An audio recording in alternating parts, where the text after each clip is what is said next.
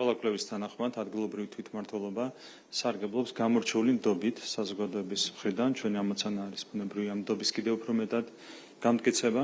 რა თქმა უნდა, ეს ნდობა არის მერების დამსახურება, საკრებულოს წევრების დამსახურება, ჩვენი ადგილობრივი წარმომადგენლების დამსახურება, ადგილობრივი თვითმმართველობის თითოეული თანამშრომლის დამსახურება და მე მინდა ვისარგებლო შემთხვევით და თითოეულ მათგანს მადლობა გადავუხადო გასული წლების განმავლობაში გაწეული საქმიანობისთვის.